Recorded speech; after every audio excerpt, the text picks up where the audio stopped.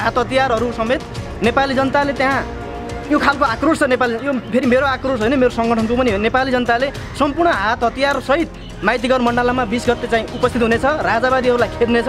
नसोचेको कुरा भइदियो, उनीहरू साँच्चै जे बोलिरहेका छन् त्यही अनुसार घरेलु हतियार लिएर आए भने के हुन्छ? तपाईँसँग त हतियार हुँदैन। अनि आयो भने भिडन्त हुन्छ, हामी उनीहरूलाई सिद्धाउँछौँ। हामी चाहिँ गणतन्त्रलाई कुनै पनि हालतमा कुनै पनि अवस्थामा अब नेपालमा टिक्न दिँदैन। कोरोना चाहिँ समुदायमा आन्दोलनकै कारणले गर्दा फैलियो, तसर्थ यस्ता कार्यक्रम नगर्नुहोस् भनेर सादर अनुरोध गरेर पत्र सार्वजनिक गरेका छ। तपाईँहरू त्यसलाई मान्नुहुन्छ कि मान्नुहुन्छ? त्यसलाई किन मान्ने? तपाईँको चाहिँ सिडिओले यस्ता आदेश त कति गऱ्यो हेर्नुहोस्। तपाईँको प्रधानमन्त्रीको पछिमा जुलुस गर्न पाइने होइन, अनि यो देशको आवश्यकतामा जनताले आएर बोल्न नपाइने। अब यो कोरोनाको चाहिँ एउटा चाहिँ हतियार देखाएर राजावादी आन्दोलनमा नजानु है, त्यहाँ जानुहुन्न भन्ने, अनि पुलिस लगाउँछौँ हामी, तपाईँलाई लाठीचार्ज गर्छौँ हामी, तपाईँलाई अश्रु ग्यास हान्छौँ हामी भनेर जुन डर त्रास राज्यले नै देखाउन खोजेको छ, त्यसबाट हामी तर्सिनेवाला छैनौँ। राज्यसँग हामी भिन्न तयार छौँ। तपाईँले भने जस्तो भएन र भोलि प्रहरीले पानीको फोहरा र लाठी हान्ने हो भने त्यसबाट त्यहाँ उपस्थित भएकाहरूमा पर्न जाने असरको जिम्मा तपाईँले लिनुहुन्छ? जिम्मेवारी राज्यले लिन्छ, हामीले किन लिने? राज्यले दमन गर्ने, राज्यले मान्छे लाएर ल्याउने, अनि राज्यले किन लिन्छ? किन मान्छेलाई हामीले चाहिँ तपाईँ ब्यारिकमा राखेर लिएर आएको छौँ र हिजो वाइसेल र चाहिँ युथ फोर्स, अनि हिजो माओवादीले चाहिँ जनयुद्धकालमा चाहिँ ब्यारिक खडा गरेर नेपाली जनतालाई चाहिँ बेचे जस्तो, बोका बेचे जस्तो त्यहाँ खुवाएर पाले जस्तो ल्याएको होइन नि त। नेपाल प्रहरीले पनि अब सत्य तथ्य कुरा बुझेर, जनताको चाहना बुझेर नेपाल प्रहरीले आदेश मात्रै भनेर बस्नुहुन्न र नेपाल प्रहरीले यता देशव्यापी रूपमा आज यत्रो कोरोना महामारीलाई व्यवस्था गर्दै आज देशको पक्षमा, राजाको पक्षमा यत्रो आन्दोलन भइरहेछ। त्यो कुरा त नेपाली प्रहरी पनि त नेपाली दाजुभाइ हो नि। उहाँहरूलाई पनि यो गणतन्त्र व्यवस्थाले के उहाँलाई राम्रो गरेको छ? राजा व्यापारी हो, त्यो राजाले चाहिँ के अरे चाहिँ राज्य सत्ता लिनुहुन्न, त्यसले चलाउन सक्दैन भन्ने जुन कल्पित आरोपहरू लगाएर राज संस्थालाई कमजोर बनाउने यो नचाहिने खेलहरू भइरहेछ क्या। यस्तो खेलबाट अब नेपाली जनता भ्रमित हुनेवाला छैनन्। नेपाली जनताले बुझिसके राजा ज्ञानेन्द्र के हो भन्ने कुरा। जसले त्यत्रो श्रीपेज देश र जनताको लागि त्याग गरेर अहिले त्यत्रो सहनशील भएर चाहिँ नागरिक भएर बसेको श्री 5 ज्ञानेन्द्र सरकार संसारमा पाइँदैन। राज्य सत्ता छोड्नुभन्दा अगाडि पनि त उहाँसँग पैसा थियो होला, त्यो बेला पनि उहाँ चाहिँ ठुलो व्यापार गर्ने व्यक्तित्व हो त। उहाँले त्यही बेला किनेर गणतन्त्र सिद्धाउन सक्नुहुन्थ्यो। उहाँले यो नेपाली जनतै किन्नु पर्थेन, विदेशीको एउटा आतङ्ककारी समूह सेना किनेर ल्याएर यहीँ होलिदिन सक्नुहुन्थ्यो, यहाँ ठुलो रक्तपात हुन्थ्यो होला। त्यसैले के हो भन्दा चाहिँ जनता किनेर गराइएको परिवर्तनले राज संस्था फर्किँदैन। कुनै पार्टीको पक्षमा तपाईँको एउटा चाहिँ आन्दोलन होला, तर राज संस्थाको पक्षमा स्वतस्फूर्त रूपमा सम्पूर्ण नेपाली जनता जुन किसिमले जाएका छन् यसरी नै हुने हो परिवर्तन।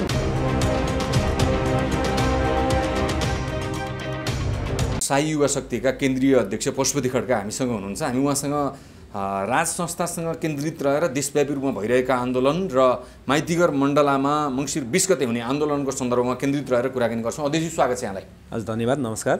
अब पछिल्ला दिनहरूमा सडकमा जे जस्ता गतिविधिहरू देखिया छ, यो गतिविधि देख्दाखेरि 2062-63 को जनआन्दोलनलाई यो उचाइमा पुर्याउनको लागि निकै मेहनत गर्नु परेको थियो सम्पूर्ण राजनैतिक दलहरूलाई। तर तपाईँहरू सीमित सङ्ख्यामा रहेका, सानो सङ्ख्यामा छरिएर रहेका राजावादी सङ्गठनहरू छिन्न भिन्न रूपमा कार्यक्रम गर्दा पनि सडकमा त दल बल देखिन थाल्यो, जनताको समर्थन र उपस्थिति देखिन थाल्यो।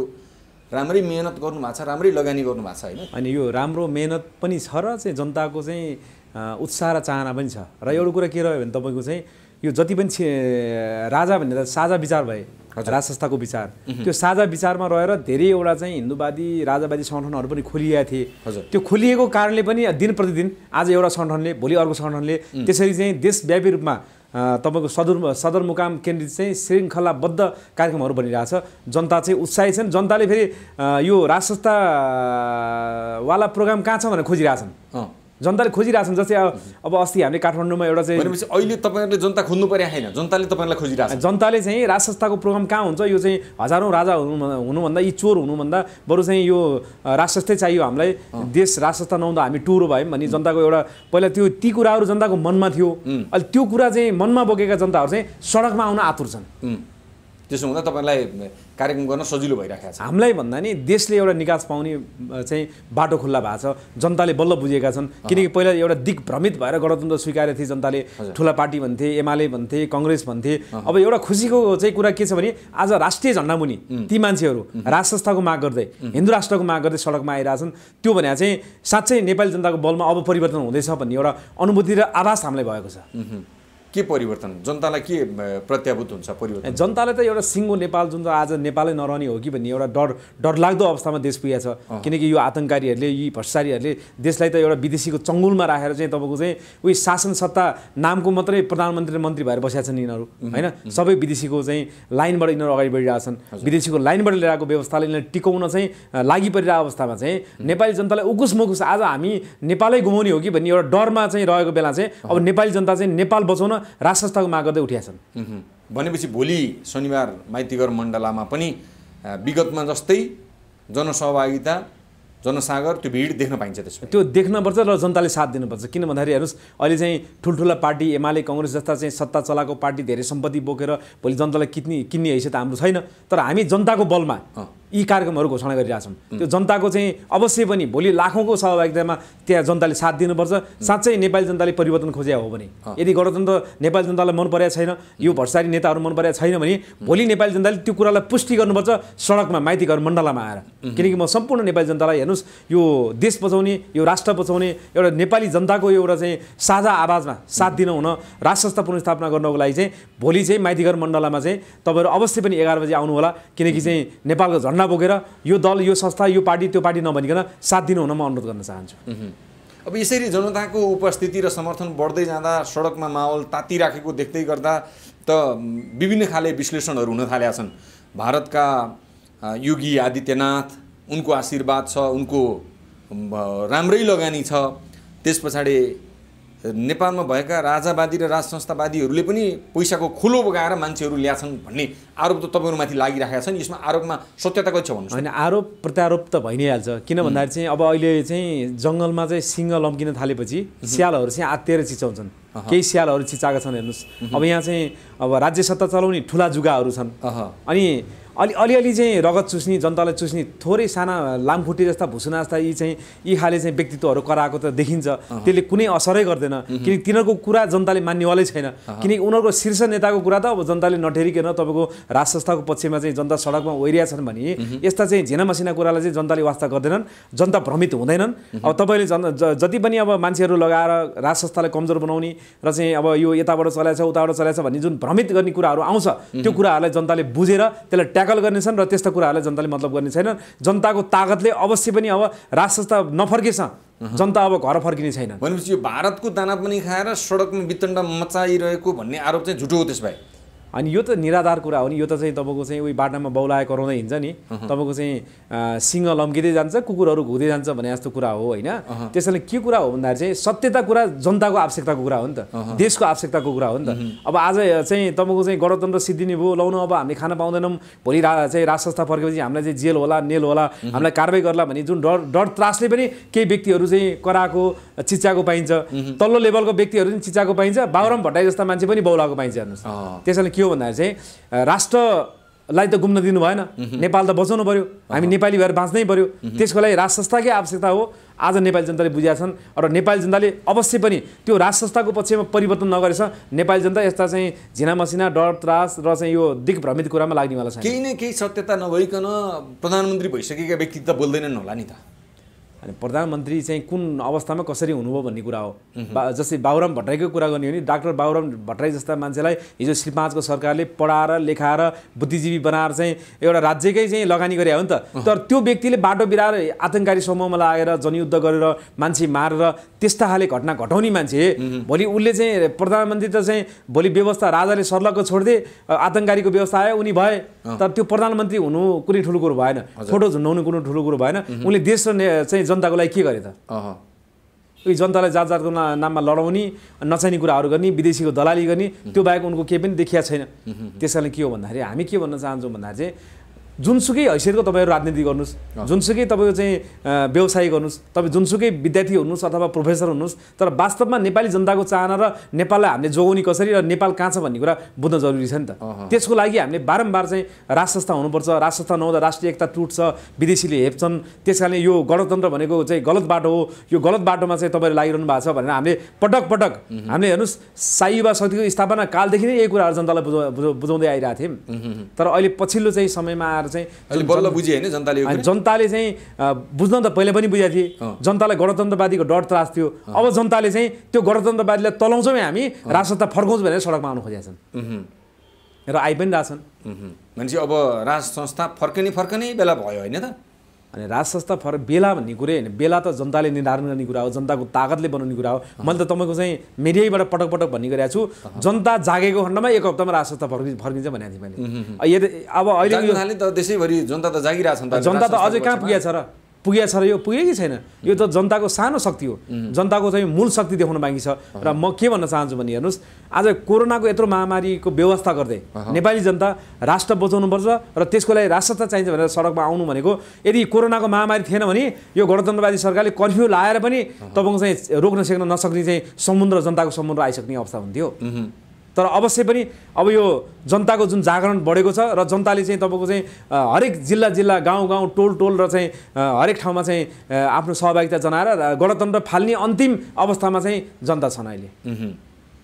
तपाईहरु यसरी सडकमा विभिन्न चाँजो पाँजो मिलाएर उत्रिएको देख्दा गणतन्त्रका पक्षधरहरू अलिकति सशंकित बनिरहेका छन्। उनीहरूले अब राजावादीहरूको आन्दोलनमा प्रतिकार गर्नुपर्छ, उनीहरूलाई माइती घर आउनै दिनुहुन्न भन्नेसम्मका अभिव्यक्ति दिन थालेका छन्। यसलाई तपाईहरुले कुन रूपमा लिनु भएको छ? अनि यसलाई त हामीले सुनेकै छैनौँ किनकि यो सुनवाई हुने कुरो पनि होइन। अब मरिसकेको लास गणतन्त्रमा भन्किएका यी चाहिँ झिङ्गाहरू हुन्, यी लाङखुट्टेहरू हुन्, यिनीहरूको कुनै अर्थै छैन। गणतन्त्र होइन मरिसकेको त राज संस्था हो नि। होइन, राज संस्था त कहाँ मर्यो र गणतन्त्र त घोषणा गर्ने बेलै मर्यो नि।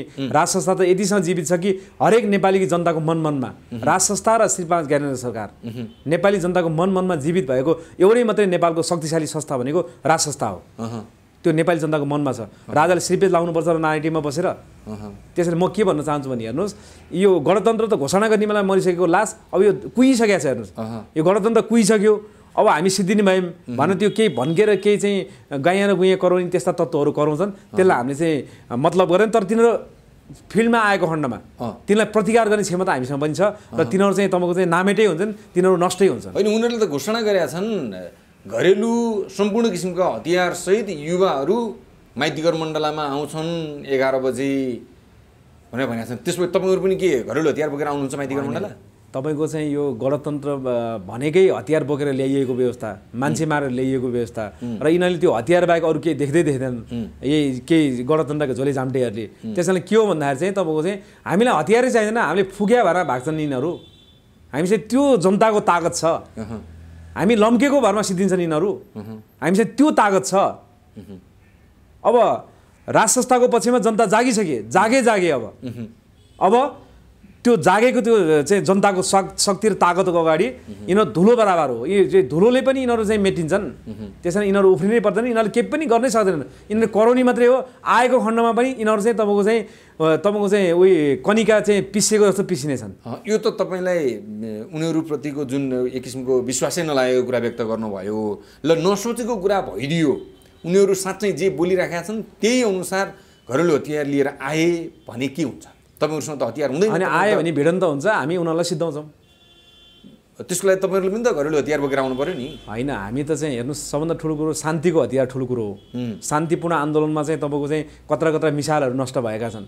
त्यसैले हामीलाई यो घरेलु हतियार बन्दुक सन्दुकको डर त्रास हामीलाई छैन।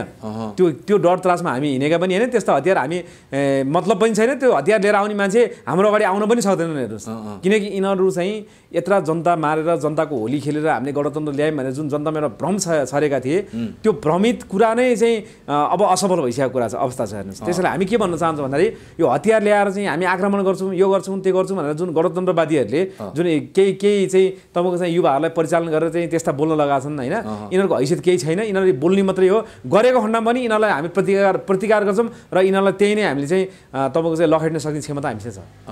ईदको जवाफ पत्थरले दिने भन्ने त्यो रणनीति तपाईँहरूको पनि छ होइन? तपाईँको चाहिँ युद्ध गर्दिन भन्दा पनि हिजो भगवान् कृष्णले चाहिँ परिस्थिति चाहिँ सिर्जना भएको खण्डमा सुदर्शन चक्र खडा गरेका थिए के।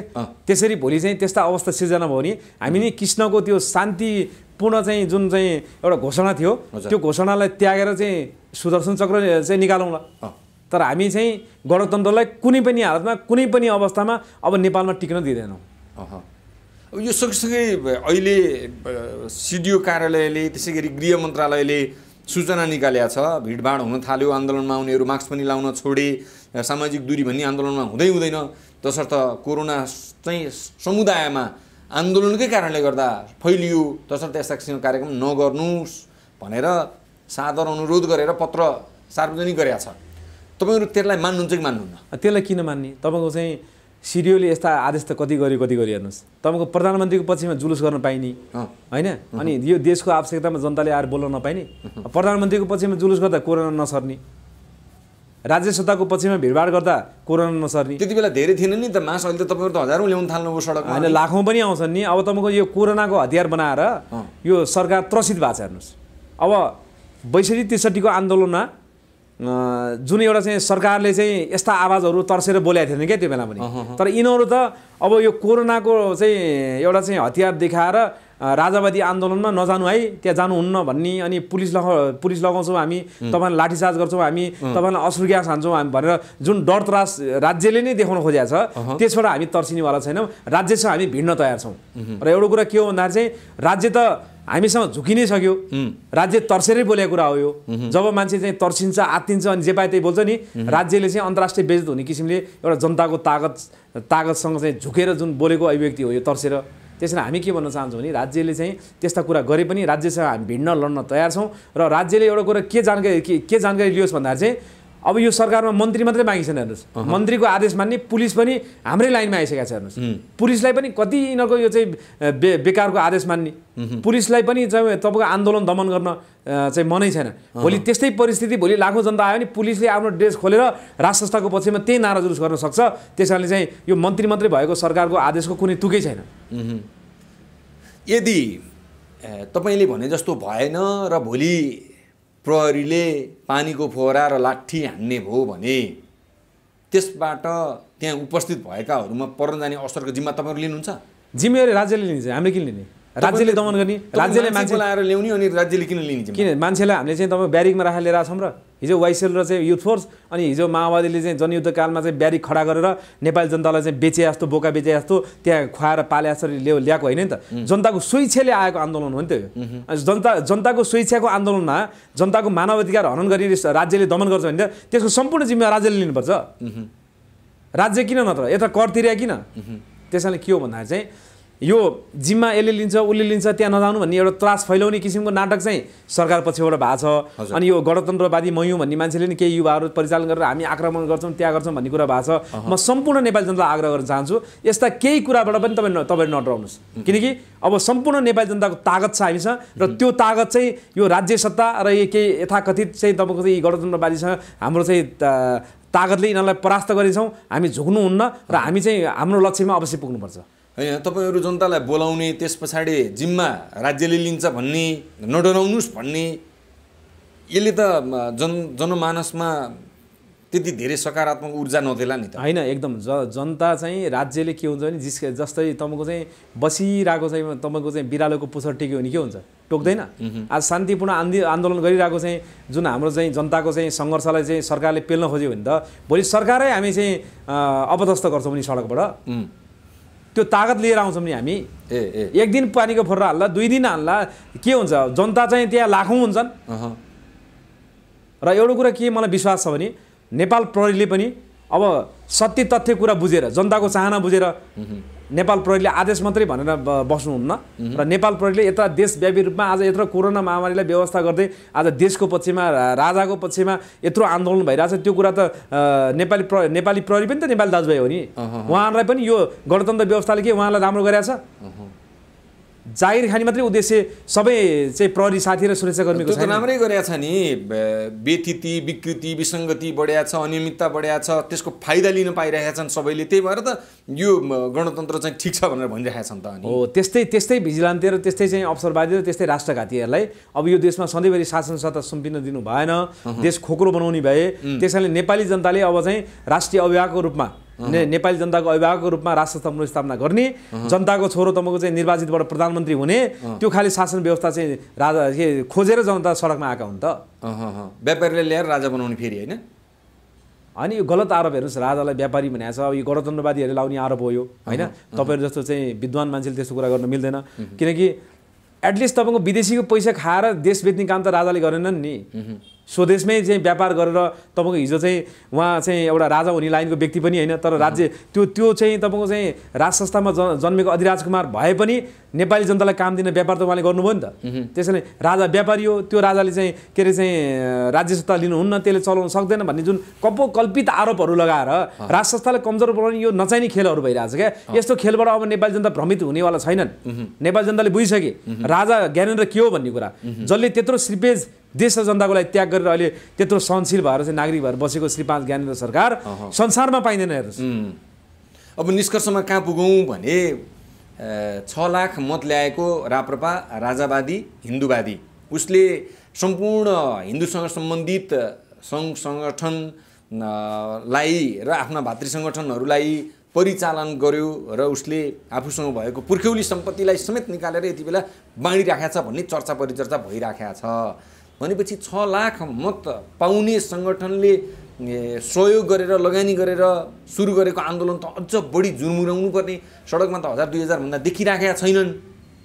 यो अवस्थामा त्यो चाहिँ यहाँ सुन्नुहोस्, मान्छेले आरोप त पैसाले किन्यो भने, कसैले चाहिँ पैसा कसले लगानी गर्यो भन्ने होला, कसैले ज्ञानेन्द्र सरकारले लगानी गर्यो भन्ने होला होइन। तपाईँहरू त चाहिँ मिडियाकर्मी मान्छेहरू, तपाईँहरूले त्यो आन्दोलनमा चाहिँ जस्तै 63 को आन्दोलनभन्दा पछाडि चाहिँ माओवादीले माधव कुमार नेपालको विरुद्ध चाहिँ 6 दिने आम हडताल गरेको थियो क्या। त्यो बेला चाहिँ तपाईँको चाहिँ यति पैसा दिन्छु यति खान दिन्छु भनेर मान्छे लिएर आएर मिडियामै बोलेको थियो नि मान्छेले होइन। त्यो किनिएका मान्छे त्यसरी बोल्छन्। आज तपाईँ यत्रो चाहिँ देशव्यापी रूपमा आन्दोलन भइरहेछ, त्यहाँ मिडियाकर्मीहरू गइरहनु भएको छ, त्यहाँ कुनै पनि जनताले हामीलाई राजावादीले किनेर हामीलाई यसरी चाहिँ आन्दोलनमा ल्याएको भनेर कसरी बोलेको छ? उहाँहरूको एउटै मात्रै आवाज छ, गणतन्त्र मुर्दाबाद, राज संस्था जिन्दाबाद। त्यो बाहेक अर्को आवाज छैन। त्यसैले योबाट के पुष्टि हुन्छ भन्दाखेरि चाहिँ हामीले चाहिँ मान्छे किनेर मासु भातको आश देखाएर केही लोभ देखाएर र यो गणतन्त्र विरुद्ध चाहिँ हामीले यदि त्यसरी मान्छे किनेर आक्रमणै गर्नु थियो भने श्री 5 ज्ञानेन्द्र सरकारले हिजो राज्य सत्ता छोड्नुभन्दा अगाडि पनि त उहाँसँग पैसा थियो होला। त्यो बेला पनि उहाँ चाहिँ ठुलो व्यापार गर्ने व्यक्तित्व हो त। उहाँले त्यही बेला किनेर गणतन्त्र सिद्धाउन सक्नुहुन्थ्यो। उहाँले यो नेपाली जनतै किन्नु पर्थेन, विदेशीको एउटा आतङ्ककारी समूह सेना किनेर ल्याएर यहीँ होलिदिन सक्नुहुन्थ्यो, यहाँ ठुलो रक्तपात हुन्थ्यो होला। त्यसैले के हो भन्दाखेरि चाहिँ जनता किनेर गराइएको परिवर्तनले राज संस्था फर्किँदैन। कुनै पार्टीको पक्षमा तपाईँको एउटा चाहिँ आन्दोलन होला, तर राज संस्थाको पक्षमा स्वतःस्फूर्त रूपमा सम्पूर्ण नेपाली जनता जुन किसिमले जाएका छन् यसरी नै हुने हो परिवर्तन। यहाँ कसैले लोभ लालच देखाएर कसैको करकापमा कोही पनि व्यक्ति चाहिँ यो जुन श्रृङ्खलाबद्ध आक्रमण के अरे आन्दोलनमा आएका छैनन्। त्यसैले म सम्पूर्ण नेपाली जनतालाई के आग्रह गर्न चाहन्छु भने स्वतःस्फूर्त रूपमा नेपालको सूर्यचन्द्र झन्डाको अस्तित्व रक्षाको लागि राज संस्था पुनर्स्थापना गर्न जुन जागरण एउटा बढाएको छ, जुन जनता तपाईँहरू सडकमा आउनु भएको छ, त्यसरी तीव्र गतिमा अगाडि आउनुहोस्। हामीलाई कसैको लोभ लालच, कसैको 2 पैसा हिजो चुनावको टाइममा यिनीहरूले चाहिँ मान्छे किने, मासुभात दिए अथवा पैसा दिए अनि त्यसरी किनेको यो कौवाले चाहिँ संसारै कालो देख्छ भने जस्तो, अन्धोले संसारै चाहिँ अँध्यारो देख्छ भने जस्तो यिनीहरूले आफूले किन्ने, आफूले जनतालाई चाहिँ भ्रमित बनाउने र आफूले जनतालाई कुल्ली बनाउने हिसाबले यिनीहरूले पनि यसरी गरे होला भन्ने आरोप मात्रै लगायो सर।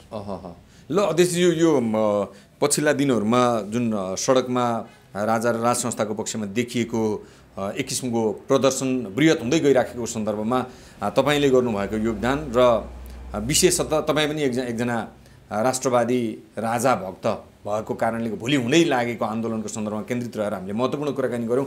यो अवसरको लागि हामी आभार व्यक्त गर्छौँ यहाँलाई।